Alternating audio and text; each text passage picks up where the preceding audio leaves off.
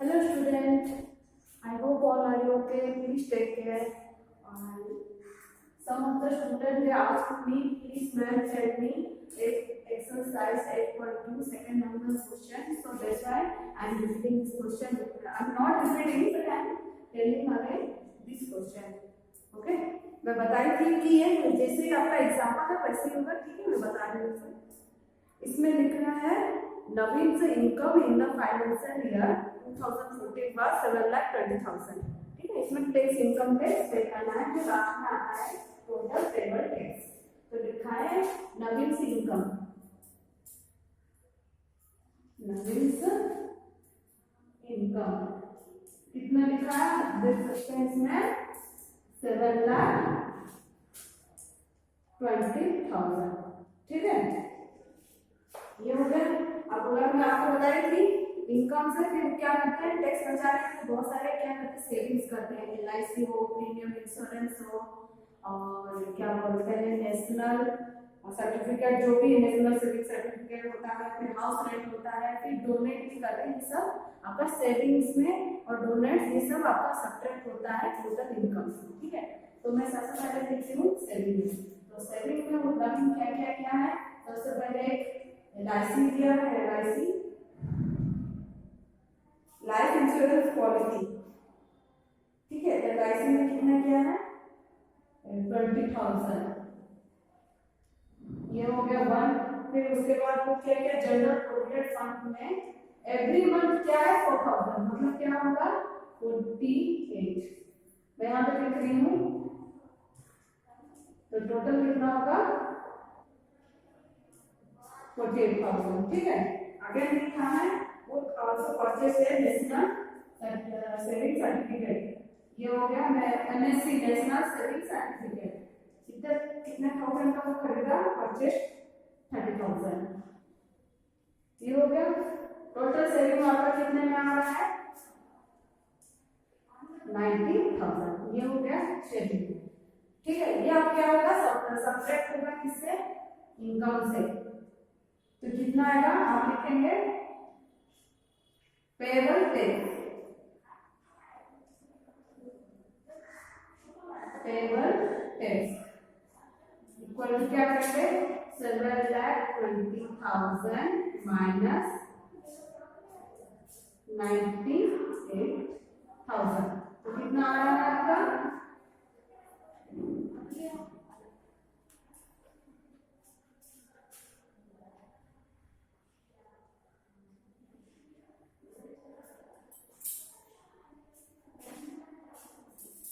6,22,000।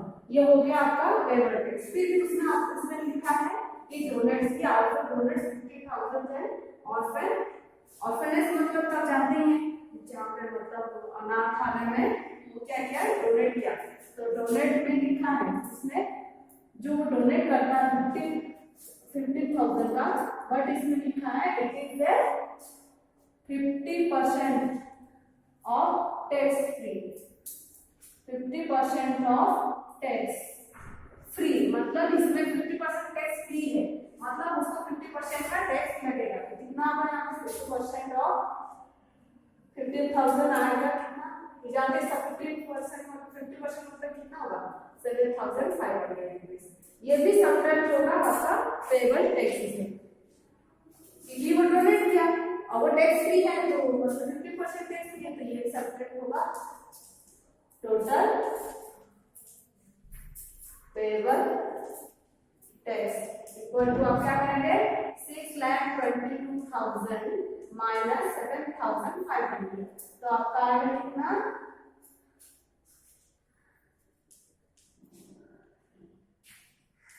6,14,500 rupees है। ठीक है, इसी 6,14,500 में आपको जो भी टैक्स पे करना है इसी में करना होगा। ठीक है, तो अब क्या करेंगे इनकम टैक्स निकालना है। इसमें टेबल चार्ट दिया है उसके हिसाब से आपको टैक्स निकालना है। तो पहले चार्ट में दिया है अप टू 2 लाख उसको कोई टैक्स नहीं लगेगा, क्योंकि गवर्नमेंट का दिया है कि 2 लाख तक up to 2 lakh tax is nil. ठीक है, 2 लाख से 5 लाख के बीच में जितना आएगा उतना 10% 10% होगा, तो 2 to 5 lakh कितना है 10%।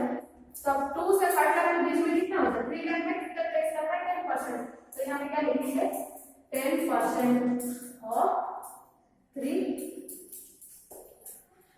लाख, ठीक है। 3 लाख के ऊपर आपको 10% लग रहा है, तो 3 लाख में 10% निकालना कितना आएगा 10 मल्टीप्लाई 3 लाख मीन्स 50, कितना होगा परसेंट मीन्स होता है 100 डिवाइडेड 100, ये कट गया तो आपका आया 30,000, ठीक है। ये आपका 3 लाख के ऊपर जो टैक्स बचा 10% उसमें आया 30,000। उसके बाद भी आपका और है आपका, क्योंकि इसका जो इनकम हो गया जितना डोनेट और सेटिंग करने के बाद उसके बाद उसका टोटल इनकम होता है 6,14,500। तो अभी 3 लाख हो गया, 5 लाख है तो आपका 30,000 हो गया। फिर 5 लाख से कितना लिखा 10,000, तो उसमें कितने 10 लाख का कितना परसेंटेज लग रहा है 20%। तो अब देख रहे हैं ये हो गया, फिर 5 लाख टू 6,40,000 ये बचा है, क्योंकि 10 लाख है नहीं हाईएस्ट इनकम स्टेट है, तो कितना परसेंट लगेगा टैक्स 20%। तो 5 लाख से 6,14,000 में कितना आ रहा है 1,40,000 में कितना 20% टैक्स, तो कितना आएगा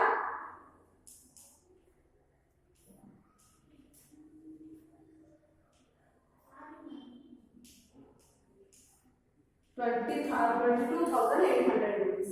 ये हो गया। अब टोटल टैक्स आप करेंगे तो कितना आएगा, इसको ऐड करेंगे आप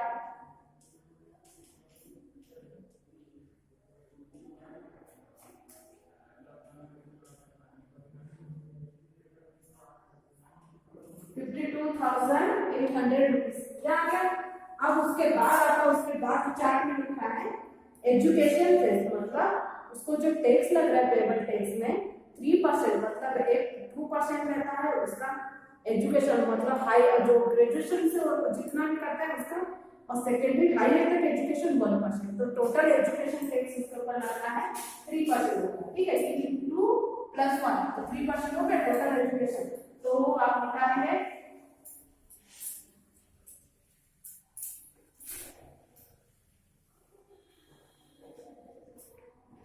आप लिखिए एजुकेशन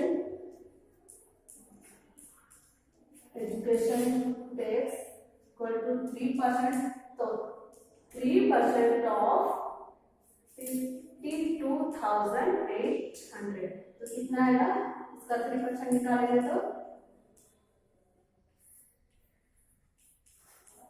मल्टीप्लाई करेंगे 303 3 8 24 आया 2 3 2 6 आया 8 3 5 15, ये हो गया। अब टोटल आपका पेबल टैक्स आप इसको ऐसे ऐसे का आंसर है, टोटल पेबल टैक्स इसको और इसको आपको ऐड करना है, तो ये आपका टोटल टैक्स जो आप ईयरली पे करेंगे इनकम टैक्स, ठीक है, डिपेंडिंग ऑन योर क्वेश्चन, ठीक है। उसके बाद हम लोग नेक्स्ट चैप्टर जो बताई थी ट्रिग्नोमेट्रिक इक्वेशंस एंड आइडेंटिटीज में मैं एक्सरसाइज 1 बता दी थी। एक्सरसाइज 2 का क्वेश्चन है, उसमें क्या रहेगा आपको एंगल्स आपको पता है, एंगल्स का क्या होते हैं, ट्रिग्नोमेट्री के एंगल्स का वैल्यू आपको पता है, जैसे कि 0 30 45 60 90, उसको ही आपको निकालना है, मतलब इक्वेशन को सॉल्व करके लास्ट में आपको एंगल निकालना पड़ेगा, उसका आइडेंटिटी निकालना पड़ेगा, ठीक है। जैसे कि आपका ट्रायंगल्स का क्वेश्चन दिया है वो तो इजी है, आप निकाल सकते हैं। Chapter this is the chapter 9.3, क्या है चैप्टर 9 में क्या है ट्रिग्नोमेट्री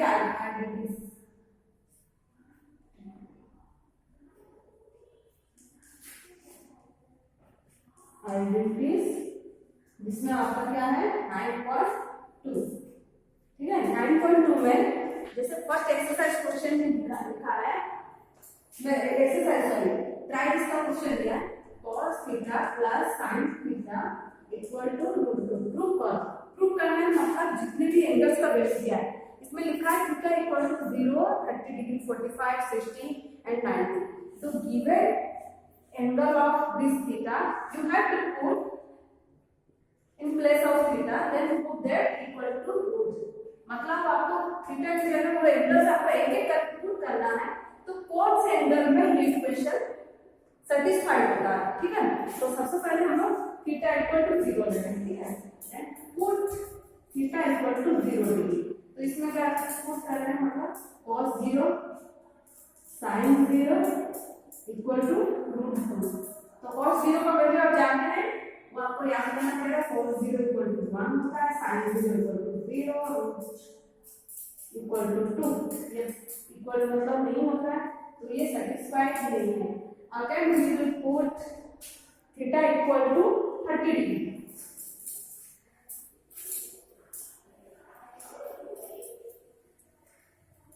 थीटा इक्वल टू 30 तो क्या होगा cos 30 sin 30 equal to √2. cos 30 का वैल्यू कितना होता है √3/2. sin 30 का वैल्यू कितना 1/2 इक्वल टू √2. इसको सॉल्व करेंगे 2. ये भी सेटिस्फाइड है. इसी तरह आपको प्रूव करके चेक करना है कि कौन से एंगल में ये इक्वेशन सेटिस्फाई होता है. ठीक है, ये हो गया आपका ट्रायंगल का क्वेश्चन. बट हमें सॉल्व करना है एक्सरसाइज क्वेश्चन. आपका एग्जाम इसमें ज्यादा तो नहीं दिया नहीं है, शायद कितना दिया है 5 क्वेश्चन दिया है. आप एग्जांपल का क्वेश्चन दे दीजिएगा. ठीक है, एक बार हो सकता है एग्जांपल में एग्जांपल क्वेश्चन है सॉरी एग्जाम में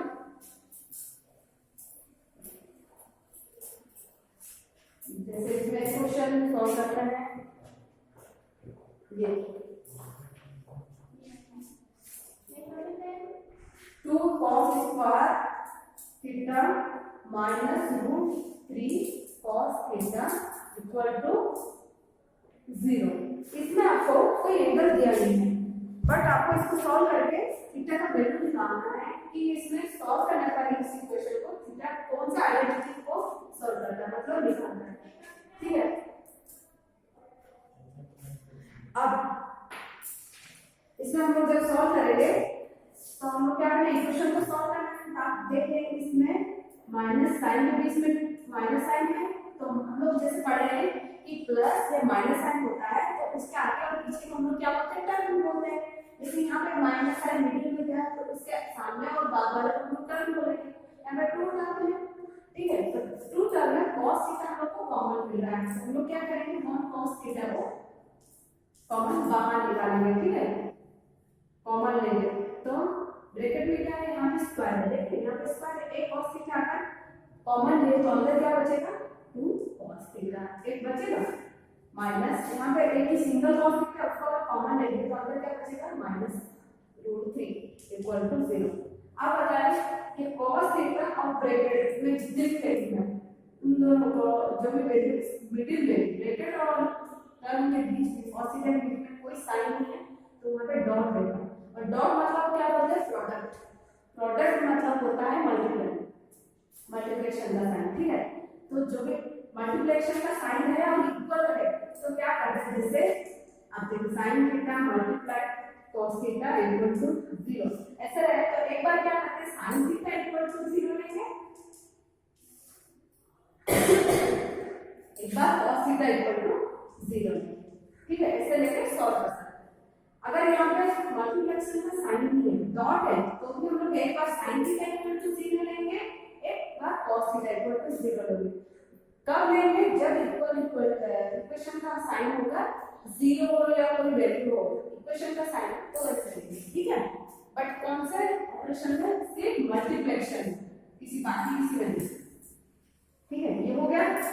तो यहाँ पे क्या लेंगे एक बार cos थीटा इक्वल टू 0 फिर 2 cos theta minus √3 equal to 0.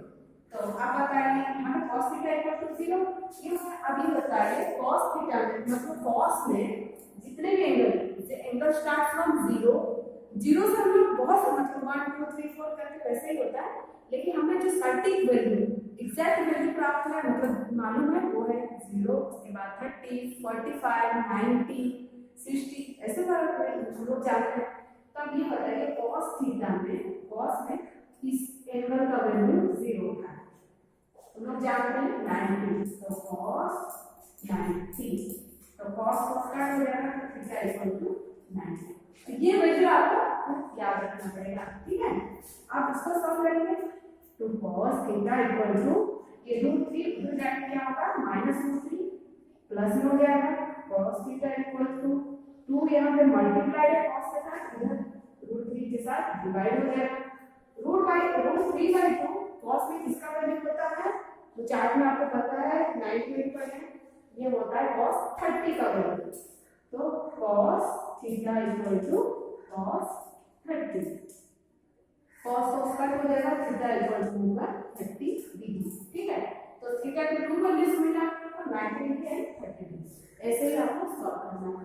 अगर इसमें कोई क्वेश्चन आपको समझ में नहीं आया आप मेरे को व्हाट्सएप में पिक्चर के साथ सेंड कर सकते हैं, मैं रिप्लाई कर दूंगी, ठीक है।